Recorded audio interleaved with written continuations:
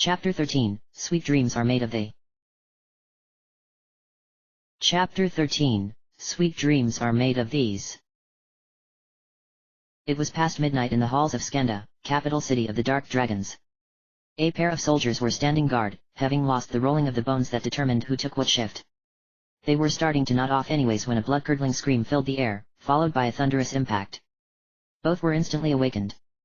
There was another scream, and more thumps. Lawton! What is that? One of them wondered. His partner frowned as the screaming continued. It's coming from the Tiamat unit's quarters. Who knows what those people are up to? The first one shivered. Whatever it is, it doesn't sound good. I pity the fellows who are on duty anywhere near there tonight. The other one nodded and mumbled a quick prayer to Lawton for his comrades. Inside the Tiamat unit's quarters, two robed and hooded figures were watching as Goda, the Black Warrior, released another bestial howl before crushing a stone pillar into sand with his bare hands. Several other pillars had already fallen in this manner. Nearby, lying in front of a cold stone statue of Lawton, was the cause of Goda's grief, the dead body of Court, the Blue Alchemist. The shorter of the watchers, the one dressed in purple, muttered a vile expletive under his breath, and the taller one garbed all in grey turned to him. Something wrong, Red? Look at him, Silver. Moat, the Red Dream Master, hissed. Not one brain cell inside his head is working. His mental functions are completely shut down. He'll do this for weeks if we let him. But we don't have weeks, and we can't let him bring Skenda down around us. It seems like a normal reaction to me. Albeit dangerous with his power. Silver observed. Moat shook his head. You don't see either of us doing that, do you? I haven't known you all for as long as Goda has, and you can probably shut your emotions off at will. Silver pointed out. Nevertheless. Moat walked forward. It won't do for Lord Jade to see him like this. Let alone Emperor Zog. Goda turned around, eyes bloodshot and nostrils flaring, and for a moment Silver thought he would attack the Red Dream Master. Then Moat began to speak, quietly, words that Silver was unable to hear. Goda's fists slowly lowered, and then he sat down on the floor. Moat continued to talk as Silver turned away and watched the door. A few moments later, Jade entered. What the hell is going on? Oh. He took in the situation. Black, I assume. Yes, sir. Silver nodded. Blue's death hit him rather hard, regardless of... well, you know. It would. Jade sighed, shaking his head. He always had the greatest trouble truly coming to grips with these things. The Gold Lord thought back to the night before, when Court's last broadcast had come in. It is as we expected. Court's face in the puddle smiled. He and his friends ripped my Flower X to shreds. The transformation into an ice dragon, for him, was even more impressive than the norm. His smile faded. Tomorrow, I shall challenge them myself. Certain factors have made me question exactly what will happen. But in the end, we all know what the result will be. It is certain now. Red, Black, Silver, and Lord Jade.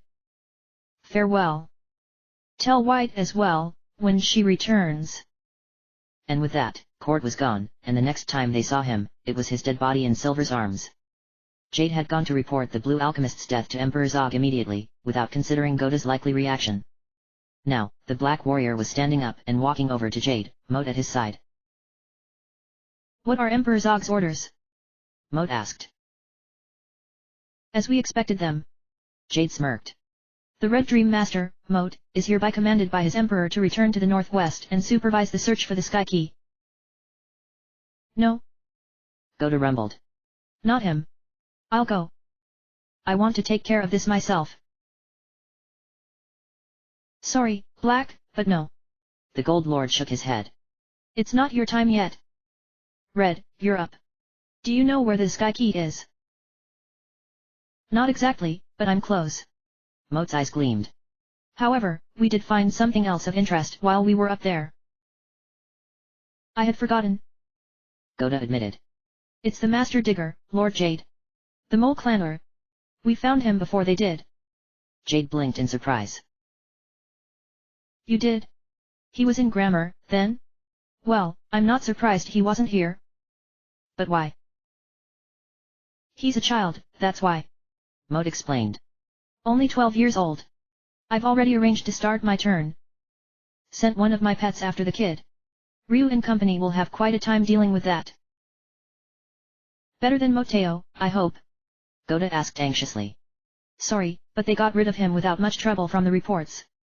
Maud rolled his eyes. Much stronger, Goda.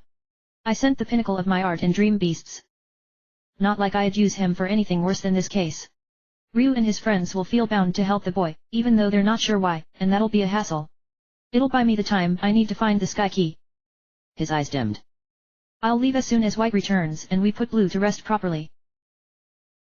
White? Does she know? Silver asked.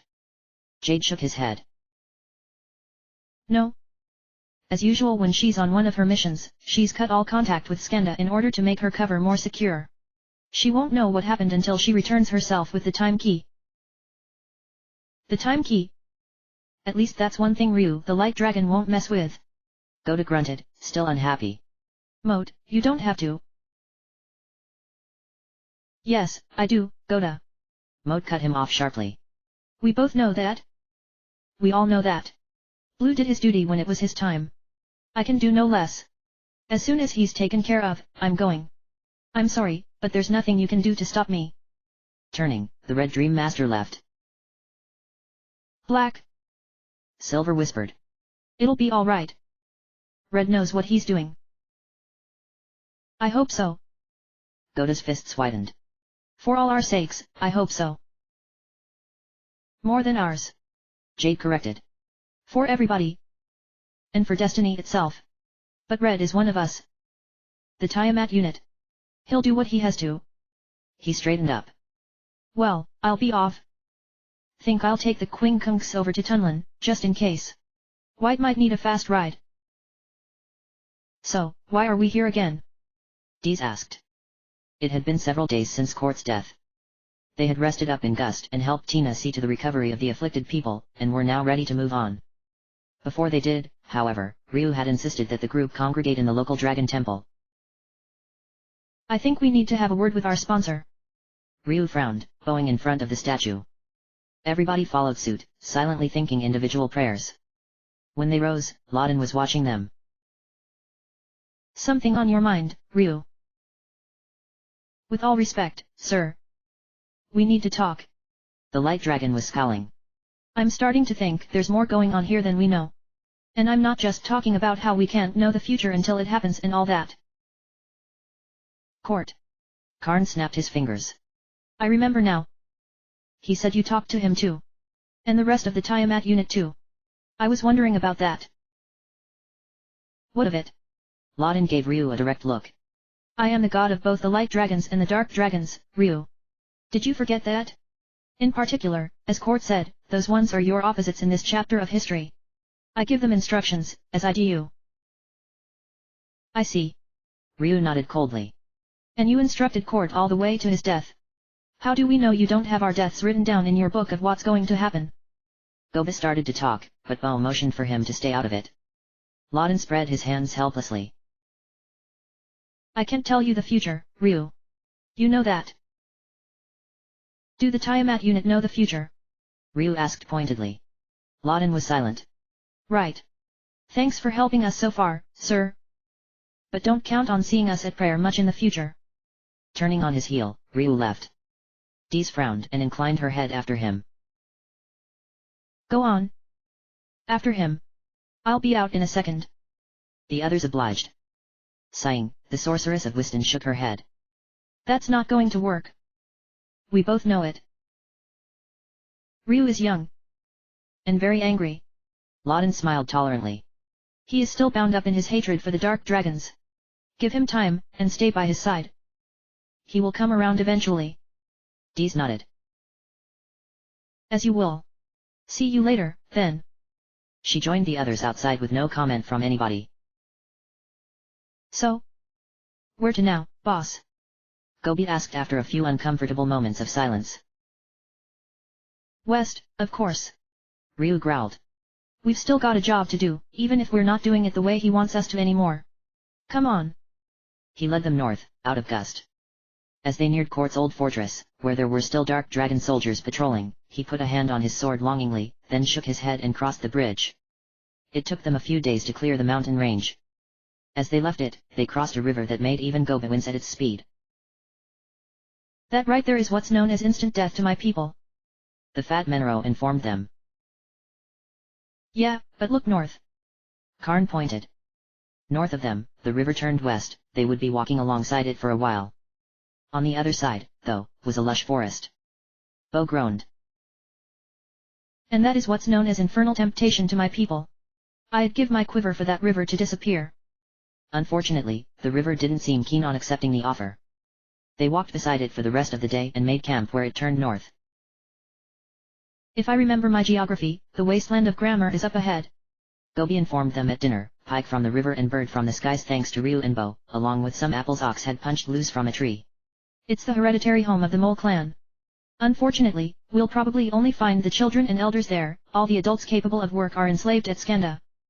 Ryu's already grumpy expression darkened even more, and he chewed his fish without a word. Ryu, Nina said tentatively. We knew all along Loden would be helping the dark dragons too, didn't we? I mean, Balthasar was a dark dragon. And Zog and Jade. They both had to have completed the pilgrimage, right? That doesn't excuse him, Nina. Ryu growled, unplacated.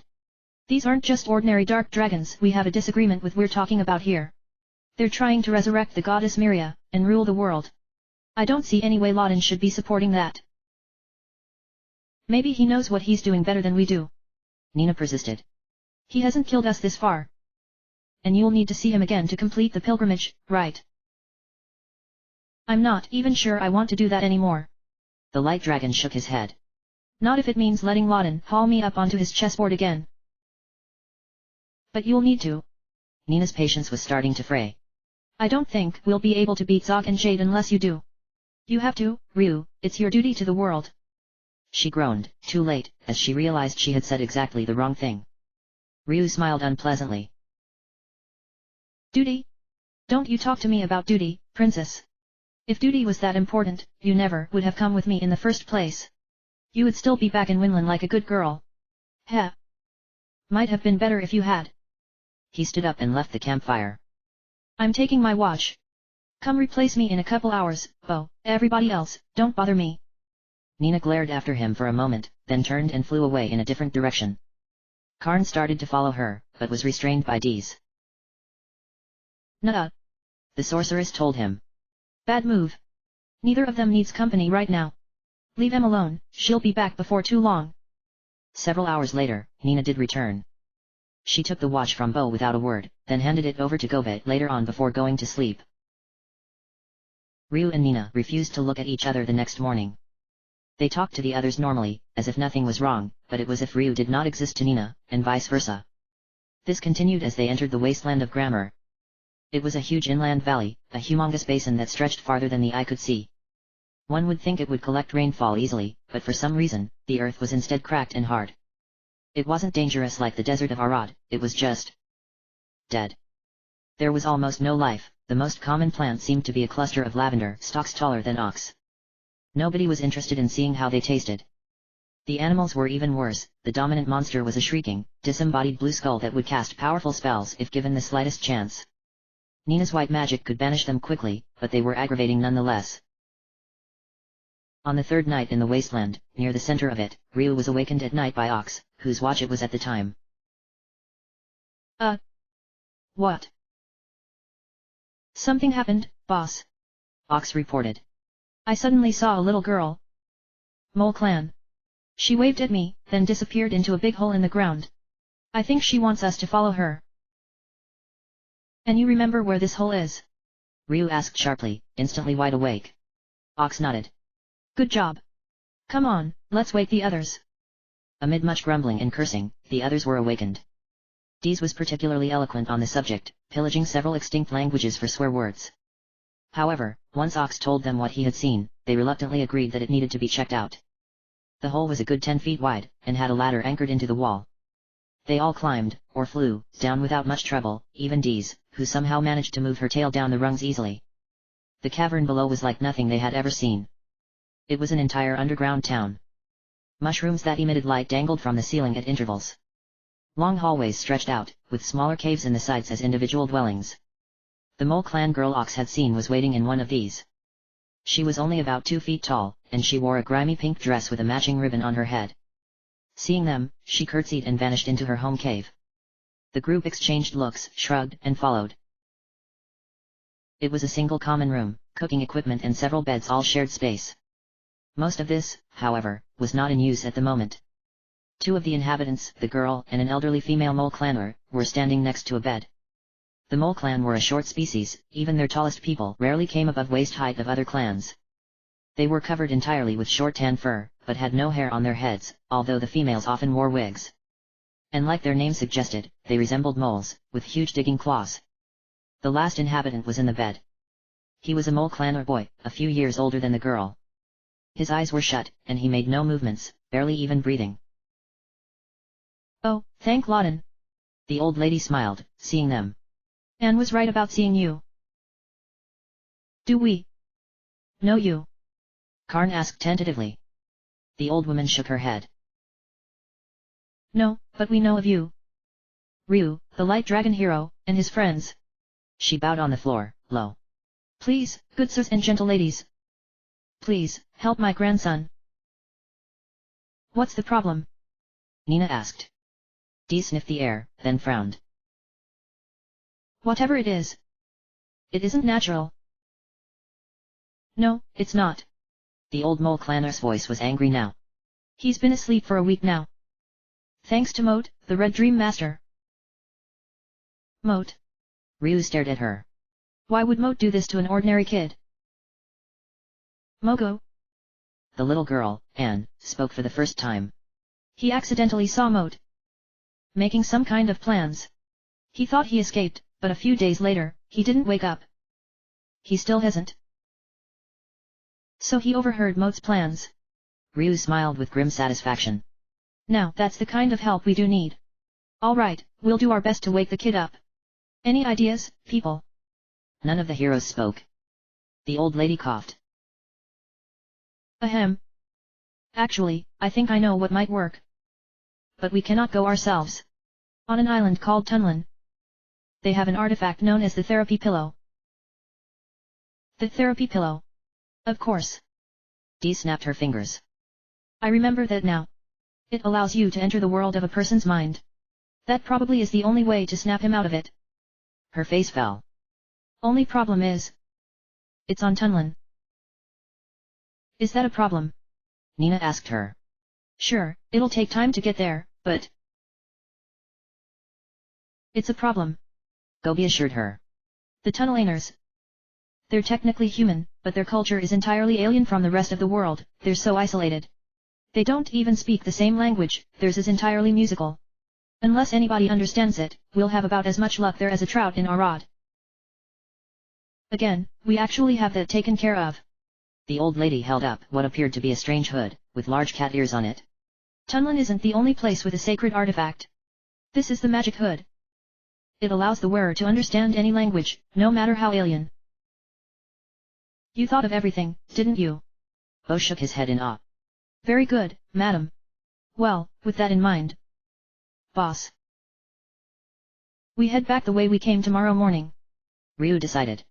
From Gust, we hit Tunlin, get the pillow, and come back here to fix up. Mogo, was it? The old lady nodded. Yes. We would go ourselves, but the dark dragons don't allow us to leave Grammar. Thank you all so much. Here, and we'll show you some rooms.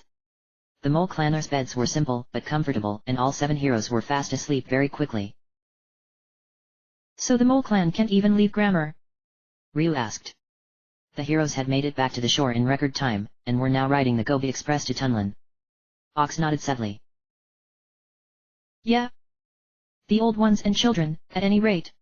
All the adults of working age are kept in Skanda as slaves, and those who can't work aren't much better off alone in Grammar. It's a bad state.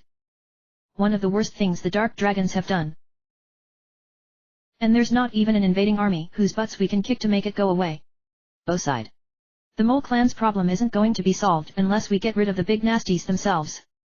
Karn shrugged, still cheerful. Well, 1 down, 5 to go. 6, if that guy in grey we saw haul court off really is some new Tiamat unit recruit. It would fit that emblem. Nina reasoned. That dragon had 6 heads. Red, blue, black, white, gold, and silver. And the silver one on Court's robes looked like a recent addition. So in addition to the rest, we'll have the silver something to deal with. Gobi griped. Why can we never catch a break? Karma for all the people you ripped off. Dee smirked. Hold it. Isn't that Tunlin, over there? Yeah, that's it. Gobi corrected his course and pulled up to the single beach on the south side of the island. As they got off, he suddenly swung his tail around and smacked himself in the face with it, wincing. How did you? Ryu blinked. Never mind. What's wrong? We forgot. Gobi grumbled. We can hear them talk fine.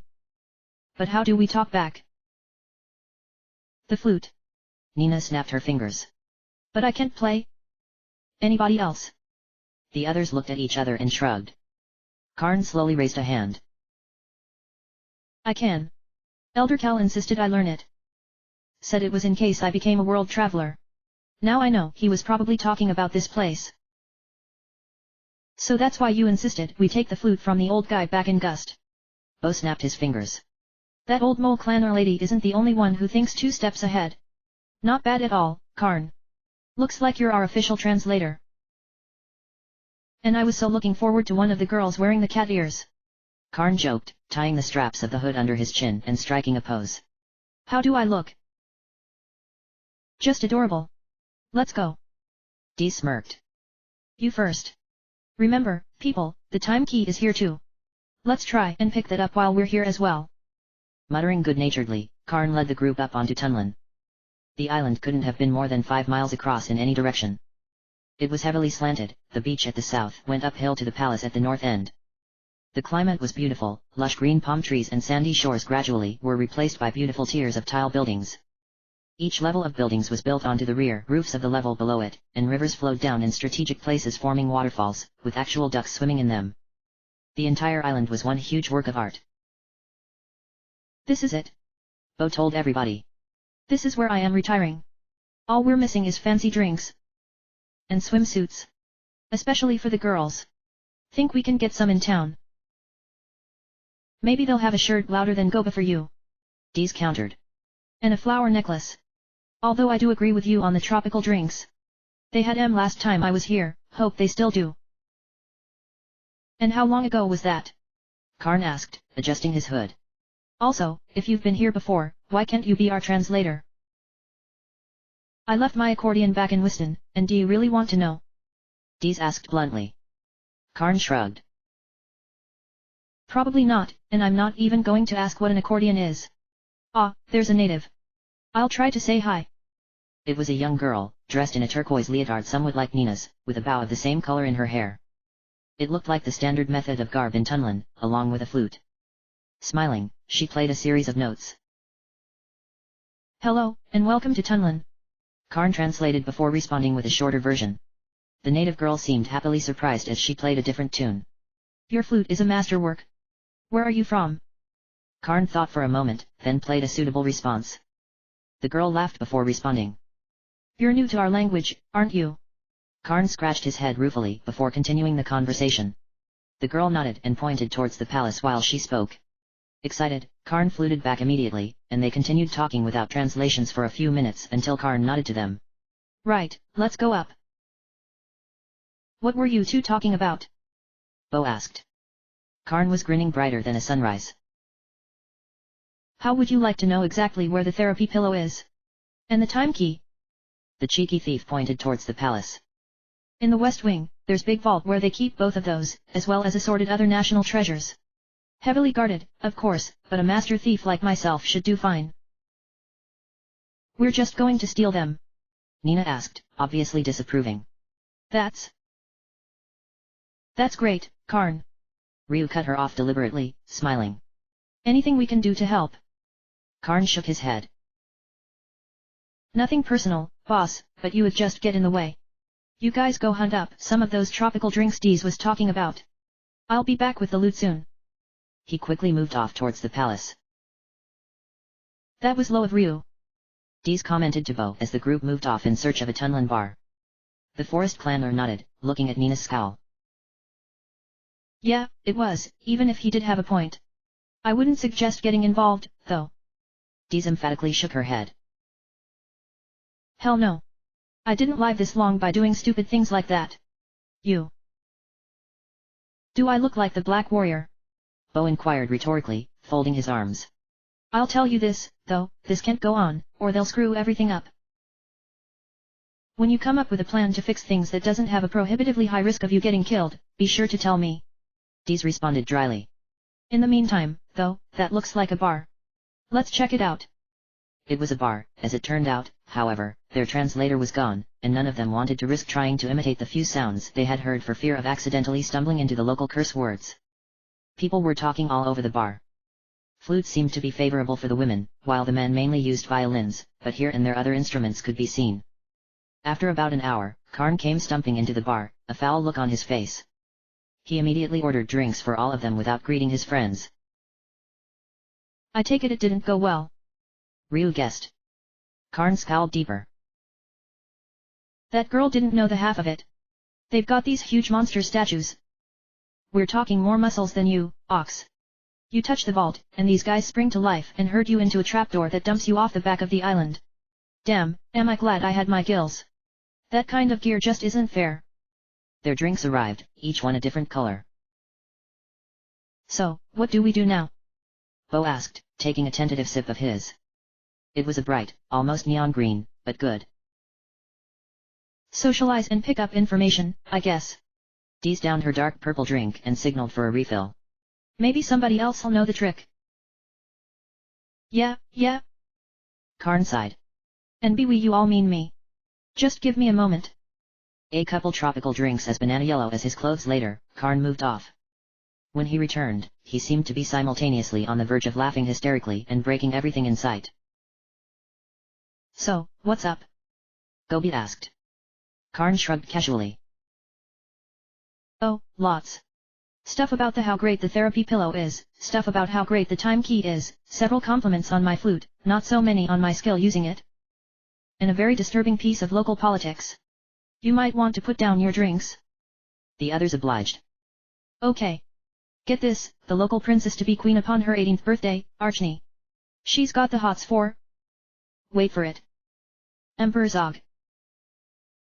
What the hell, Laden? Ryu demanded of the universe in general, outraged, startling many nearby patrons of the bar in the process. Karn nodded bleakly and downed another drink in one shot. Yeah, I had to strain not to have a similar reaction. At least most of the people around here seem to agree with us. Archnie's not a popular ruler right now. Problem is, she doesn't have to be popular. And she's the only one who knows how to open that vault. Just great. Ryu groaned. What's next, one of the Tiamat unit showing up here? Well, one guard gave me the fisheye while I was in the palace, but that was it. Karn shrugged, then spoke to Nina in a lower voice. Don't turn around, but there's some people watching you, Don T. Just kinda glance towards that mirror in front of you. Yeah. The people behind them were two old women and one much younger one. The old women were unremarkable, but the younger one definitely got everybody's attention. She was a wing clanner, and she looked for all the world like she could be Nina's older sister. She even wore a similar leotard, though it was blue with a matching headband. One of the old women approached and began talking to Karn excitedly. Karn turned to Nina. She wants to know if you have any missing relatives. No. But that is uncanny. Nina admitted. Who is she? Karn relayed the question, then listened to the response. Apparently, she fell from the sky almost a year ago. He translated. She has amnesia. No memories of her past whatsoever. The old women have been taking care of her, but they haven't found anybody who knows her. Shrugging, the old woman returned to her friends. Karn sighed and pushed his glass away. Well, we should probably get going to the palace. We'll have to head there to get anything done. Maybe somebody there can help us. Worth a shot. Ryu agreed. They left the bar, Dees very reluctantly, and Karn led them up to the palace. The guards let them pass easily. Security seemed very casual in Tunlin, although the spears they held looked very sharp. As they walked down the entrance hallway, another old woman passed, garbed in rich green robes and mumbling to herself on a set of weathered panpipes. Karn looked at her sharply. Translation. Ryu pressed.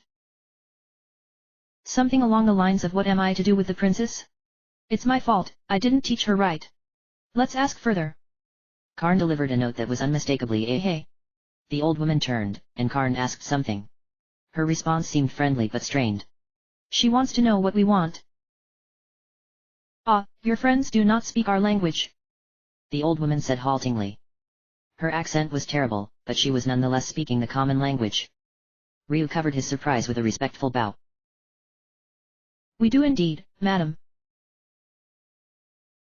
Callus, advisor and regent to Princess Archne, until she reaches adulthood in less than a month. The old woman introduced herself. And you? Bo quickly introduced them all before Ryu could say anything about Nina. We're looking for... well, a tool to enter the world of dreams, your grace. He continued. Callus blinked. A tool to? Are you talking about the therapy pillow? She frowned and thought. Well. Let me think. Ah. She smiled. I'll tell you what. I have a little problem. If you help me solve it, you can use the therapy pillow. Sound fair? Would this problem involve the princess and Emperor Zog, by any chance? Gobi remarked. Callus nodded, unsurprised. You've heard the rumors, I see. Yes, that's it exactly. Of all the men in the world, she chooses Zog. She clenched her fist until it was white. Such foolishness will only bring chaos for Tunlin. I think the Dark Dragons have an agent in here.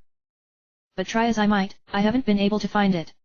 It seems Zog has promised her eternal youth, which Miria can grant. Miria! Nina yelped. Wait. Is she going to hand the time key over to them? You see the problem. Callus nodded grimly. I've been holding her off as long as I can with what authority I have as regent, but once she becomes queen, it's imperative that the time key be gone by then. The problem is the vault in which both the key and the pillow are stored. Ryu frowned. Only she knows how to open it, correct? Yes, but I do know something. Callus' eyes narrowed. You see, the way to open that vault is passed down the royal line. But Archne always was a forgetful girl, and when her mother died, she was afraid she wouldn't remember. So she tattooed the combination for the lock on her back. Ah. Gobi smiled. So if we can get a look at her. He blinked as both Nina and Dees glared at him. What? We have to. It's the only way to get the key. Gob is right. Karn said piously. Though we would never stoop to spying on a young lady under normal circumstances, we must put aside our better instincts for the sake of the world. Right. Dees snorted. Just don't make it a habit. If either me or Nina ever catches any of you trying that on us, you'll be hanging from your shorts by the highest point in the local town. Bo winked at Karn and Gobi. Us? Never. If we could get back on subject. Ryu coughed. All right. When would be the best time to do this? The princess bathes every night as soon as the sun sets. Callus told them. Be back here then. I'll clear all the guards out of that area. I'm an old lady, and my years of stealth are gone, but at least one of you should know how to move quietly. You see the combination, and we'll get down to the safe and get the key and pillow out right away. Gotcha. Ryu nodded. We'll be back at sunset. Come on, everybody. Ryu called. It's sunset. Let's go. I still can't believe we're doing this now. Dees complained. What happened to the tropical drinks? You're supposed to relax when you're at Tunlin, not get caught up in complicated plans to rob the royalty. Tell you what. Gobi smiled. When we're done with this whole save the world shtick, we'll come back here, and I'll buy enough tropical drinks for us to party for a month. He winked at Ryu. I'll be able to afford it after a certain debt is paid off, after all. You're a laugh riot. Ryu rolled his eyes. Can we get going now? Tunlin at night was not all that much different from Tunlin in the day, there seemed to be just as many people on the streets. When they entered the palace, Callus was waiting for them. About time you got here. The old lady grumbled. Right, this way. She led them up to the second story of the palace, and over to the west wing. The royal baths are in there. I'll be waiting by the vault. It's down below this spot. She quickly left down a flight of stairs. Karn gently eased open the door. There was a line of palm trees in front of them with a path leading to the left. Motioning to the others to stay there, Karn slipped forward and peeked through the trees without making a sound. Several seconds passed, and then he slipped back, smiling. The heroes silently stepped back out and closed the door. Hey, you! An angry female voice challenged them. Everybody jumped and turned left to see a guard marching towards them. She was a beautiful woman with golden hair wearing a white cape, but the armor she wore and the sword at her side were all business, as was the glare on her face. You in the banana skins. You're that guy I saw sneaking around earlier today. And I've never seen the rest of you around here before. Explain yourselves. Ryu started to reply, but Nina already had it covered. Excuse me. The Wing clan princess was the picture of arrogance. I am Princess Nina of Windia, here on an ambassadorial mission. Is it customary on this island for the security to interrogate visiting royalty? The guard took a step back, then frowned. And these ruffians? These ruffians are my entourage. Nina gave the guard a glare of pure ice. Regent Collis and Princess Archnie shall hear of this, I promise you. Now be gone, and leave us in peace. The guard reluctantly left, watching them out of the corner of her eye the entire time. Once she was gone, Karn let out a sigh of relief. Thought we had bought it there for a moment. Good job, Nina. That's the guard who was watching me earlier today, in case you couldn't tell. Oh, we could tell. Ox smirked. So, did you see what you needed to? Depends on your definition of what I needed to see. Karn joked. She had her back to me the entire time, and she was in the water up to her waist, so I didn't get to see anything interesting at all. She was a real hottie, too. Hello. Deez rapped him on the head. The tattoo. Oh, right. Yeah, I saw that. Karn assured her. From left to right, 3 stars. Different colors. First one blue, second one red, third one white. Good. Ryu nodded. Let's move Tail to that vault before she gets out or that guard comes back. The group followed the path Callus had taken down the stairs and soon found her standing in front of a huge iron door with a bizarre lock on it. The gargoyle statues Karn had mentioned were standing to the sides, 4 of them, and they were indeed bigger and tougher looking than Ox. Well, did you see the markings? Blue, red, and white stars. Left to right. Bo told her. Callus grinned jubilantly. Excellent. Now, I just have to align the lock properly. Won't the statues move? Karn asked, a bit nervous. Callus shook her head even as she turned around. The lock's the one part of the vault that won't make them move. As long as you don't take too long. She pushed in 3 buttons on the lock. Right, then. Now we just wait until the door opens. Several tense seconds passed, and nothing happened. Callus bit her lip. Doesn't seem to be working. Hey. Goba frowned. I just had a thought. Princess Archnie put those there so she wouldn't forget the combination, right? Callus nodded. Yeah. So, if they're on her back, how does she see them? The fat Menero pressed. Ox shrugged. A mirror, I guess. Or some reflective water. Of course, the image would be backwards. Crap. Karn muttered as the statues all sprang to life. Get ready to go swimming, people. But the statues didn't herd them off. They surrounded them from all sides. The statues behave differently when you mess with the lock. Callus explained darkly. Damn.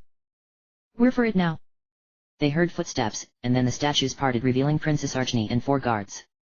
The Princess of Tunlan, as Karn had put it, was a knockout. At the moment, she was wearing a fuchsia leotard with strange wing-like attachments on the back. She looked furious. You see, Your Majesty? It is just as I told you. Spies and thieves. One of the guards yelled triumphantly. It was the one that had caught them earlier. But Archnie's eyes were on Callus. What is the meaning of this, Regent? Come to your senses, Archnie. Callus snapped. The meaning of this is trying to save Tunlin from your foolishness. Foolishness? Archnie stared at her. You dare. I will be queen of Tunlin, not you. And when the goddess Miria is revived, I shall be empress of the world, and I and Zog will be young forever. You stupid! Ryu started to yell, but Callus cut him off. Stop, Light Dragon. This is not your responsibility. She glared at Archnie like a disapproving schoolteacher. We all grow old, Archnie. You can't stop it. Not even Miria can stop it for you. I've heard enough of this. Archnie laughed coldly. Seize them all. Callus sighed. You leave us no choice, then. She turned to Ryu. I'm sorry, but you'll have to take both the therapy pillow and the key by force. To be honest, madam, that's the way we do things best anyways. Ox shrugged, cracking his knuckles. Dees, the door's yours. Leave it to me. Dees smiled. If there's one thing I'm good at, it's blowing things up. Get them. Archnie shrieked, and the 3 guards lunged forward. Dees turned to the door. Wait. Nina tried to stop her, but it was too late. YAAH. Dees howled with glee as a series of mighty explosions from the air itself rocked the door. There was a blinding explosion as it toppled. Come on, Ryu. Get the key. OOF. The guards didn't look like much, but they hit like 10 tons of bricks. Everybody went down. Don't let them take that key. Archnie yelled. Nina bit off an unprincessly word and tried to shove one of the guards off of her, failing. What a mess. Aha. The key. A female voice yelled. It wasn't Nina. Or Dees. Or Callus. Or even Archnie. The smoke from the explosion cleared, and everybody saw the time key being held by the guard who had caught the heroes. Zog's messenger. Callus realized. Messenger? Oh, much more than that, old woman. The guard laughed, throwing aside her helmet and letting her hair fall back onto her cape. Her face took up a cruel smile. I am Cyril, the white assassin of the Tiamat unit. She turned to Ryu and saluted mockingly. We who have no past and no future salute you, Light Dragon Ryu. Good, Cyril. Archnie ran up. Now that you have the key, let us return to Skanda together. Cyril smiled. And with a flick of her hand, sent Archnie flying into a wall. Fool. The white assassin laughed. The dark dragons have no use for you. Oh, and by the way, Emperor Zog's already been married. She smirked at the princess. Widower, actually, and no intention of remarrying. Sorry to disappoint you, your highness. But you promised me eternal youth. Archnie stumbled forward, desperate. Dees grunted, squirmed out from under a guard and stood in her path. Don't be pathetic. You wouldn't understand. Archnie wailed. You're already old. Look at you. Uh-oh. Bo muttered. Dee's eyes seemed to glow red. What did you say? Ahem. Cyril walked up to the 2 of them. You seem to have forgotten you just lost the key. Karn escaped the guards as well. Get the key, quick. He yelled, running forward. Dees shook her head, still glaring at Archnie. This is more important. This brat makes Nina look like a model of modesty. Excuse me. Now Nina was flying over. Now hold on just a moment. I'm not anywhere near this obnoxious. You shouldn't even compare us. Now Archnie whirled on her. Obnoxious? Who do you think you are? That tears it. Yelling, Cyril dived on Archnie at the same time as Nina and Dees. All the males and the guards just stared, open-mouthed, as the 4 women fought blindly, not caring who they hit. You know, normally they'd sell tickets for this kind of thing, but right now... Gobish shook his head in wonder. Ryu grunted. Yeah. Hey. Nina, Dees, cut it out. But the princess and the sorceress weren't listening. The first one to leave the fight was, instead, the white assassin, slipping out without being noticed by the other 3 or most of the watchers. Well, there's a diversion if I ever saw one. I'll let you discuss this amongst yourselves. I'm outta here. Starting to leave, she almost ran straight into Karn. Instantly, she had a dagger heading for his neck, but it was knocked aside by the one the young thief held. Not bad, but not good enough to fool me. Karn frowned. Now all the spectators were watching.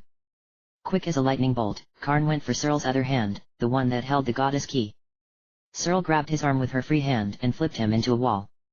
Karn twisted in midair, planted his feet against the wall and rebounded towards Searle, who ducked at the last moment, deflecting his knife with another one of her own. Karn landed behind her and spun around, then dodged left to avoid the thrown knife. Both of them stopped moving, waiting for the other to act again. So, you're the one who did this to Archnie? Callus yelled. Searle smirked at her, still keeping her eyes on Karn. That's right. We needed the time key before these heroes came here for it. So I fed her lies about Zog wanting her as a wife. The fool. She laughed coldly. Zog and the Tiamat unit have all 7 places for the ceremony filled. There's no place for her. 6, you mean? Gobi growled. I take it you did get a new member, then, but your count for the unit's back down to 5 again. We ran into court already, and he was very dead when we left him. What? Now Searle stared at him, startled. Instantly, Karn went for the key, but she recovered and dodged. Ha! Nice try, but no good. For a moment, I almost believed you. He's telling the truth. Ox said simply. Court is dead. We killed him. You'll discover this for yourself if you make it back to Skanda. We'll see. Searle smiled again. But for now, I must bid you adieu. The time is not right for us to fight, even if what you say is true. Until we meet again, Prince of Thieves. Blowing a mocking kiss at Karn, she dropped something that exploded in grey smoke. Everybody coughed and choked. Where is she? Ryu demanded. Gone. Karn spat, disgusted. Probably already out of the palace. Guards, help me. Archnie was yelling. Don't let these two get away. Obediently, the guards jumped off the guys and dived into the fray. Callus was dragged in as well, and now with the smoke, nobody could tell what was going on, except that it was noisy. Should we? Ox asked. Ryu shook his head, standing up. With this stuff, we'd probably hit our friends. We'll pull them off when this clears. You kidding? Dees, hearing them, yelled. This is great. I haven't had a barroom brawl like this in centuries. A guard's fist caught her on the side of the head, and she staggered, then smiled. Aha! Now I remember how that spell goes.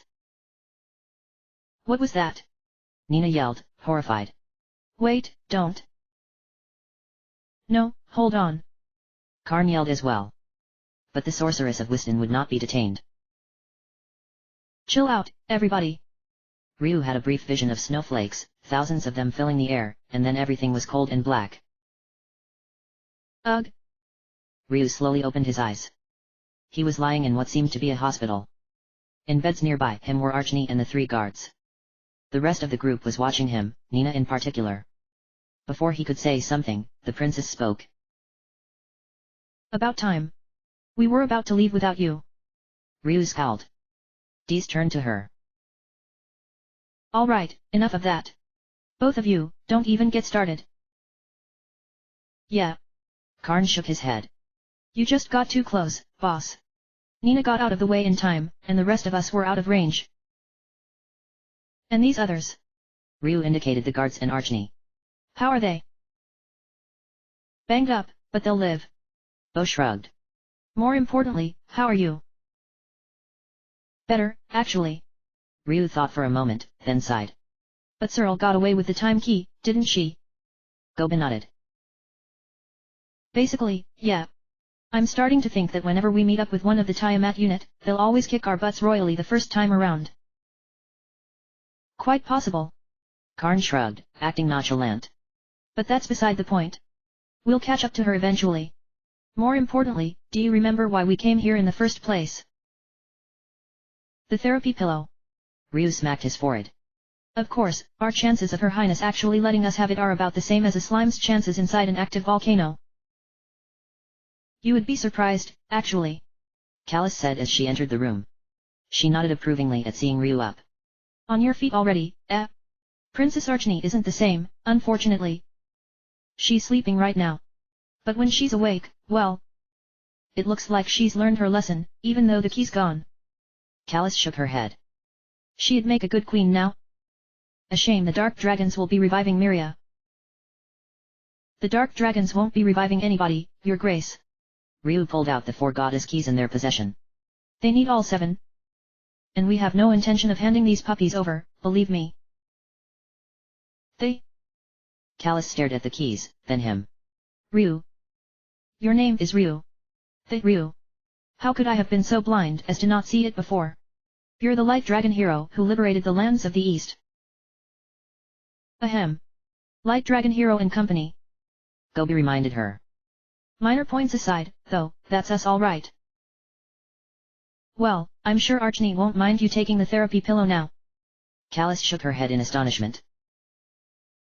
Does it help that we eventually intend to beat the crap out of the white assassin? Dees winked, and Callus laughed. Most likely. Go on, take the pillow. I'd come with you, but I have to stay with the princess. To the vault, then. Karn crowed, leading the way. As they walked down the halls, unchallenged by any guards, Ryu drew over to Bo. Hey, Bo. Is it just me, or is Karn behaving a bit odd? You noticed, eh? Bo nodded. He's trying to hide it, but I think he was taken aback by what happened with Searle back there. She out-thiefed him on all accounts, and I don't think that's happened to Karn in years. Ryu frowned. Anything we can do, you think? Nah. Bo shook his head. Just give him some time. He'll come around. However, there is something you should know, boss. He gave Ryu a direct look. I know what's been going on between you and Nina, and I know what she said when you woke up, but the entire time you were out, she was watching you like a hawk. Refused to budge from the room for even a minute. Hey. Ryu thought for a moment, then shook his head. Weird. Did you know, Bo? Just thought you should hear about that. Here's the vault. Bo whistled. Wow. Don't remember it being this bad. The entire vault door and the backs of the side walls were completely totaled, lying in chunks of rubble all over the floor. Karn gingerly stepped over them and picked up a very fancy-looking pillow. It was stuffed almost to bursting, and embroidered all over with various fancy patterns. This has to be it. No doubt about it. Ryu nodded. That's the therapy pillow, all right. Okay, people, we got what we came for. Shame about the time key, but we can't win 'em all. Let's get back to grammar. Oh, no you don't. Ox shook his head. Not just yet, boss. You and Nina both need some more rest bad, and the rest of us could do with it too. Big man's right. Dees nodded. We stay in Tunlin one more day. I think we all deserve a little time off here. Relax, have more tropical drinks, catch some sun. Maybe even get some swimsuits like Bo suggested. Then the next morning, we get moving back towards the northwest bright and early. Who's with me? Ox, Bo, Karn, and Gobi all pumped their fists enthusiastically. I do believe I have been overruled. Ryu commented, not really displeased. Seems that way. Nina agreed. Ah well, we could use a short break anyways if they're going to insist. Guess so. Ryu nodded. They both smiled, and for a moment, it looked as if they were on good terms again, but then both let the smiles drop and turned away simultaneously. Bo silently slapped his face, then caught Dee's eye. She nodded in exasperated agreement. To the inn, then. And then the bar. Gobi yelled happily, unnoticing and uncaring. The heroes followed him, each of them thinking about different things. The streets of Tunlin they passed by didn't notice either, nor did they care. Tunlin was unchanged, and would remain so even after news of the time key's theft became widespread. What's that old saying? Ox muttered. Nice place to visit, but I wouldn't want to live here. That's Tunlin, all right. Dees agreed. It's the world's greatest vacation spot, but you don't want to stay for too long. Nothing ever changes here. This place is exactly the same as it was centuries ago. And I'm in a position to know. Come on, let's nap. As they were about to enter the inn, however, they heard a very strange musical instrument inside.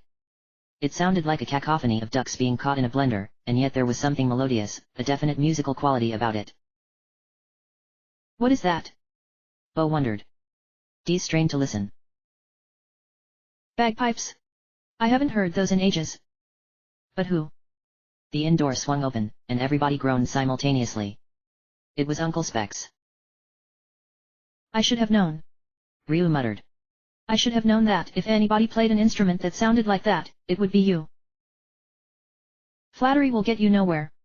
Uncle Specs said by way of greeting, setting aside his instrument, which was a plaid-colored sack with several pipes sticking out of it at various angles. Well, maybe to prima, but that's by the get tossed off the island method. Usually implemented by security. Happened to me 3 times already. Or was that Wiston? I don't remember. I wonder why. How did I know I hadn't seen the last of you after I threw you off Wiston? Dees shook her head, amused. So your name's Uncle Specs, hey? Well, it works as well as any. It darn well better. That's what I designed it for. The old nutjob cackled. If it doesn't, I'll just have to whack it with a wrench until it works again. That's how you gotta deal with electronics, you know. Give 'em a good thrashing. That'll teach it. Uncle Specs nodded, apparently trying to look wise again and succeeding more in resembling a drunk that was on the verge of passing out. For all the heroes knew, he probably was. So, what brings you to Tunlin? Nina asked cheerfully, trying to change the subject. Uncle Specs winked at her. I heard the therapy pillow was up for grabs, so I figured I'd come down here and bid on it in the auction. Got 2 ducks and a nickel to put up for it, so I like my chances. Always wanted to see what it looked like inside my own head. Why would you need to? No. Don't ask. Bo reminded himself. Never ask him for clarification. Anyways, you're too late, I'm afraid. We've got the pillow. Tarnation. Uncle Specs muttered in disappointment. Really wanted that. Now I'll never know if I've really got all sorts of butterflies in the belfry. You mean bats, don't you? Karn corrected him. The old nutjob rounded on him. Nonsense, Sonny. Bats and butterflies aren't nothing alike. Well, whatever you use that thing for, be careful. You get blown up in there and you'll be a turnip out here. I forget whether it's physical or mental, but either way's bad. I think. Anyways, be careful, especially if you're using it on yourselves. Your head's probably more dangerous than mine. Wait. Are you saying you think we're crazier than you are? Ryu asked, incredulous. Uncle Specs winked and tipped his hat, picking his bagpipes back up. Well, you don't see me picking fights with the entire Dark Dragon army, do you? See ya. Playing his bagpipes again, he waltzed off, stopping only for a brief boxing match with his shadow, which he lost. So, do you see that guy often or something? Dees asked. Ryu sighed and smiled. Yeah, every so often. Think this is the 4th time. He's harmless and sometimes even helpful, though, so we don't mind. An interesting fellow, to be sure. Another voice agreed with Ryu. From some shadows behind the inn, a tall man walked out. It was the mysterious cloaked guy who had advised them on the Grimfowl, back near Gant. He was completely obscured, as before, although this time his clothes were a bright, flaming red. Is this some kind of convention for mysterious weirdos? Gobin wondered. I'm just asking here. Is it? Ha ha ha. The cloaked man laughed. No, not at all. I just came to see the Wing Clan girl here. You know her? Nina asked. The cloaked man nodded. You could say that, yes. She has amnesia, you know? Poor thing.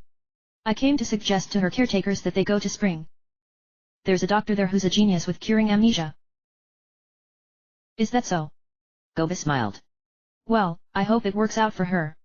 Nice seeing you again. The cloaked man seemed to smile. Same to you. Good luck in the future. Walking into the night, he was gone. Ryu looked after him for a moment, then shrugged. Well, whatever. Come on, let's go in. I really need a drink. When the group returned to the Grammar Wasteland, the little mole clan girl, Anne, was waiting for them. Upon seeing them, she smiled and waved. Do you have it? She asked quickly. Ryu nodded. We've got it right here. Lead the way. Nodding, Anne took them back to the room where Mogu was staying. The old mole clan woman looked up as they entered, and immediately saw the therapy pillow as Ryu took it out of his pack. Thank Lawton. You have it. Do you know how to use it? Not exactly. Ryu admitted. The old woman took it and pressed it against Mogu's forehead, then gestured for them to walk over and place their hands on it. Ryu did, and immediately, they began sinking into the pillow, like it was water. Shrugging, Ryu dived forward, and vanished completely. As he fell, he heard the old woman saying something and the others following him, but he was unable to make out exactly what the words were. Everything began shimmering, and then he was falling out of the sky. With a loud grunt, he landed on a bed inside a building. Hey! Well, looks like I've arrived. Oof! Nina wheezed as she landed. She and Ryu took one look at each other, and then both scrambled out of the bed as if it was on fire, blushing furiously. Bo was next. He stared at them, dazed, without moving until Deez landed after him. She smirked at Bo. Well, this is cozy. A bit sudden, though, don't you think? Somehow, Bo managed to blush as well through his fur as they both climbed out as well. Ox was next, almost flattening the bed under his weight, and then Karn, who was actually caught in Ox's arms. Surveying the faces on everybody around them, Karn quickly realized what had happened and winked at Ox. Ha! My hero. Ox responded by dropping the young thief on his butt and climbing off. Goba was last, nobody caught him. As he stood up as well, muttering something about suing for whiplash, two mole clanners approached. One was familiar, strangely, it was Anne. The other was an old male with a thick white mustache and even thicker eyebrows. Who are you? Where do you come from? The old man asked. Wait. Did you come here via the therapy pillow? That'd be it. Ryu agreed. Who are you, and what is Anne doing here? You met me in the outside world, then. The girl realized, pleased. I'm not really Anne. I'm Mogu's memory of him, as is Elder Dugran here. Everything here is some part of Mogu's mind. Well, almost everything. Almost. Deez raised an eyebrow, all business again. Elder Dugran nodded. Yes. There is an intruder here. A dream beast that is warping everything it touches. Mogu's mind has been horribly affected by. Well, here. See for yourself. He and Anne walked out of the building, and the heroes followed them. Outside was a small cluster of houses. The ground was soft dirt, or had been once, now, sharp rocks protruded from it like a minefield. Twin fountain in the center spewed noxious purple liquid. And wandering around was Mogu. Several of him, each wearing clothes of a different color and a white turban. Okay, this is just getting bizarre. Gobi commented. One of the Mogus overheard him and rounded on the Menero. Who you calling bizarre, bub? I'll knock that fishy grin right off your face. Whoa, easy there, Mogu. Ox cautioned him. We came here to help. The small mole clanner glared up at him. I'm not Mogu, you big blockhead. I'm his anger. Oh, don't talk to him. Another Mogu walked up. Anger can't solve any problems. Like you're any better, reason. Anger spat. You just sit around trying to make us all do what you say all day. Ha.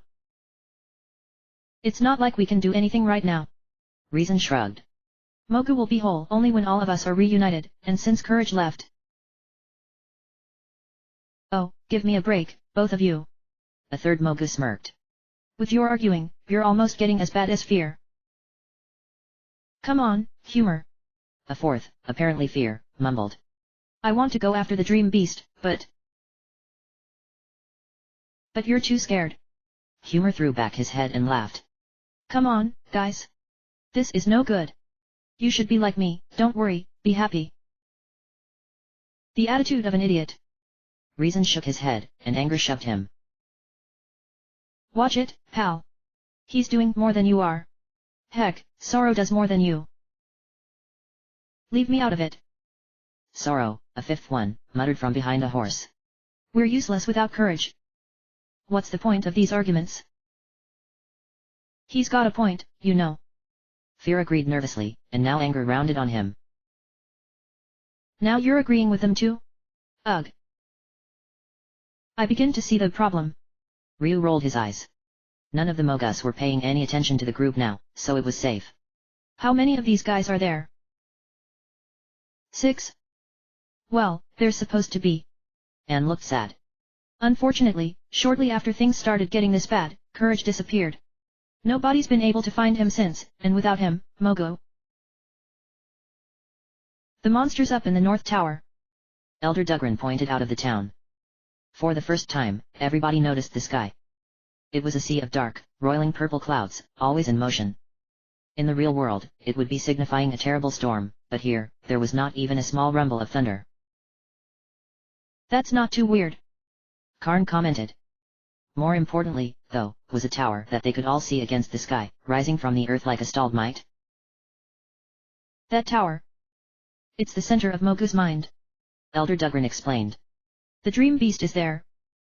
And we think he has courage with him. Then we know where to go. Bo smiled grimly. You've probably guessed this already, but we came here to kick that thing's butt and get Mogu conscious again. We'll take care of things. If courage is there, the dream beast will have to be keeping a very close eye on him. Anne told them. Left alone, courage would be able to use the tower to turn everything around on the dream beast. Gotcha. We'll watch out for him. Ryu promised. You two just keep the rest of these from killing each other until we get back. Can do. Anne nodded. Would you like to say a prayer to Loden before you go? There's a shrine over there.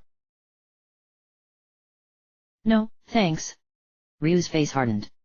We aren't on very good terms with Loden right now. If you'll excuse us. Turning, he led the others out of the cluster of houses, ignoring Dugrin's and Anne's stares on their backs. The world of Mogu's mind was nothing even approaching reality. The earth was thin strips of ground, twisting and turning like a maze, floating in the hazy purple sky.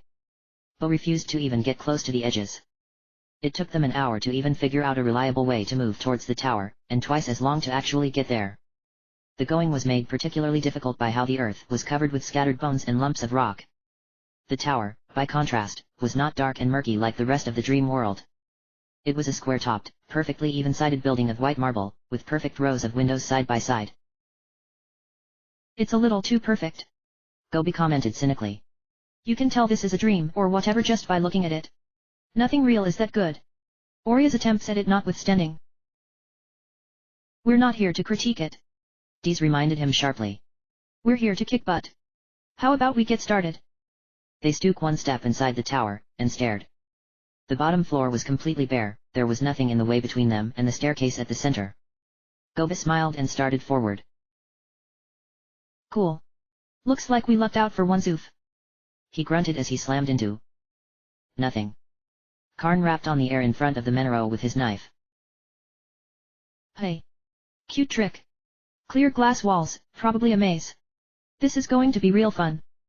The heroes ended up having to work their way around by touch alone, hugging the walls to feel gaps they could go through. It was quite a while before they reached the stairs. And when they did, somebody was waiting for them. Hi. The tiny human boy smiled up at them. Who are you? We're the exterminators, kid. Bo answered. We heard there's a dream beast here, and we've come to get rid of it.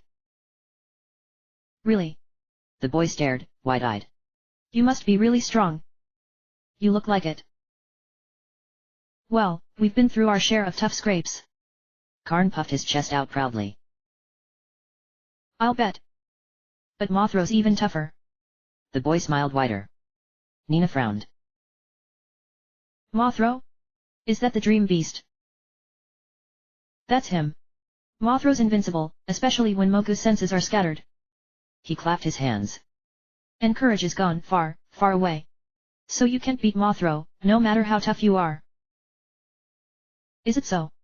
Dees glared at the boy. Well then, why don't you try us, Dream Beast Mothro? Take your true form.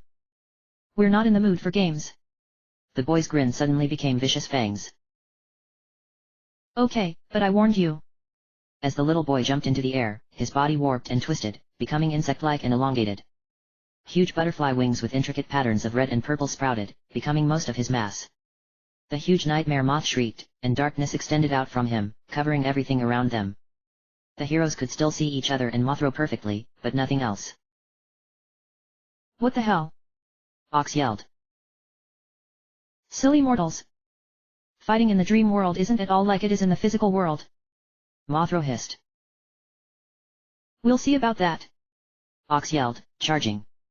His hammer slammed into Mothro, who shimmered like a mirage and split into two ethereal images that rejoined once the hammer was clear. Maybe this, then. Dees yelled, raising her staff. The air around Mothro exploded like hundreds of bombs going off, but again, he simply split and was unharmed. The others all attacked in turn, none of them doing anything. Convinced yet? Mothro yawned, hanging motionless in the air without even a single wing beat. If you want to run, I'll let you. It's not like you can do anything. Damn. Ryu muttered. The little bugger's right. We've got no choice. Retreat. The group banged off down the glass hallway, and Mothro made no moves to stop them. As they neared the entrance, they saw him in the form of the little boy again, hopping up and down with manic glee. Run, cowards! Ha ha ha! Problematic. Ox commented as the group moved back towards the cluster of houses. Tell me about it. Dees sighed.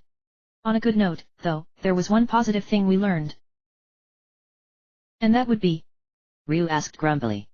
All I saw was our butts flying. Did you see Courage there? Bo asked. I didn't. And Mothro said he was far, far away. So it looks like Courage isn't there after all. Mothro stashed him somewhere else. So if we find him, and bail him out. Nina nodded. Good thinking. Now, we just have to find him. Hey. Hey, guys. A voice hailed them from the cluster. It was Anne, the Mole Clan girl. You'll never believe this. I found where Courage is being held. See? Gobi crowed. I was right. We are getting lucky for once. Come on, Missy, lead us there. Anne led them past the town, to a bridge that they crossed. This was out before, but Elder Dugran fixed it while you were gone. She explained. He had a hunch, and he was right. Past the bridge, she took them a bit further, then stopped and gestured ahead. Now, you just have to cross there. Cross. Ah, geez. Gobi groaned. So much for luck. The stretch ahead of them was the most forbidding thing any of them had seen in the dream world. A network of bones covered the floor, and between them, at random intervals, jets of white gas blasted up. Poison. Dees guessed. Looks like Mothro did everything he could to make this path impenetrable. Nina sighed, then smiled. I swear, what would you guys do without me? Rising high into the air, above the range of the gas jets, she flew across to the other end effortlessly and entered the small cave there. Show off. Ryu muttered. A few anxious moments passed, and then Nina emerged from the cave with a Mogo dressed in red. Courage here was hogtied inside. I'm not what you're looking for. Courage muttered sullenly. There's no courage here. I'm just form.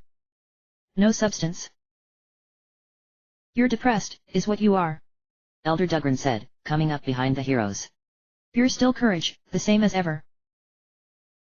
Yeah. Snap out of it, Courage. Anne yelled. You're still powerful. She's right. Elder Dugran nodded. Live your life to the fullest, and you'll give it substance. Easy for you to say. Courage sighed. Dugran slapped his forehead. Come on. You're the embodiment of courage itself. Act like it.